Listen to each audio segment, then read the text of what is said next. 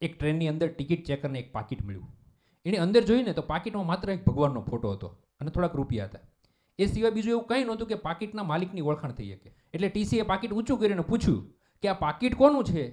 એક વૃદ્ધ કાકાએ કીધું, ભાઈ એ મારું છે. પેલા ટીસીએ પૂછ્યું, આપનું જ પાકીટ છે એની ખાતરી આપો. એટલે પેલા કાકાએ કીધું, સાહેબ અંદર ભગવાનનો ફોટો હશે.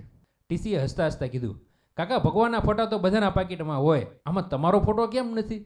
કાકાએ ઊંડો શ્વાસ લઈને કીધું કે ભાઈ, જ્યારે હું નાનો હતો, શાળામાં ભણવા જતો, ત્યારે મારા પપ્પા મને વાપરવા માટે પૈસા આપતા અને મારી મમ્મી મારું ખૂબ ધ્યાન રાખતા. એટલે મેં મારા પાકીટમાં મારા મમ્મી પપ્પાનો ફોટો રાખ્યો હતો. કોલેજમાં આવ્યો, એક યુવતી સાથે પરિચય થયો અને પછી મમ્મી પપ્પાના ફોટાનું સ્થાન એ યુવતીના ફોટાએ લીધું. એક સુંદર છોકરી સાથે મારા લગ્ન થયા. સ્વાભાવિક છે કે મારા પાકીટમાં હવે એનો જ ફોટો હોવાનો. પછી તો ભાઈ મારે ત્યાં પ્રથમ બાળકનો જન્મ થયો. બસ હવે મારા બાળકનો ફોટો જોવાની મને સતત ઈચ્છા થયા કરતી, એટલે એનો ફોટો મેં પાકીટમાં રાખ્યો. આંખમાં આંસુની સાથે કાકાએ વાત આગળ વધારી કે માતા પિતા તો આ દુનિયા છોડીને જતા રહ્યા. કોલેજની પેલી યુવતીએ તો કોલેજમાં જ સાથ છોડી દીધો. ગયા વર્ષે મારી ધર્મપત્ની મને મૂકીને જતી રહી. મારો દીકરો હવે એના પોતાના પરિવારમાં મસ્ત છે. એને મારા માટે સમય નથી.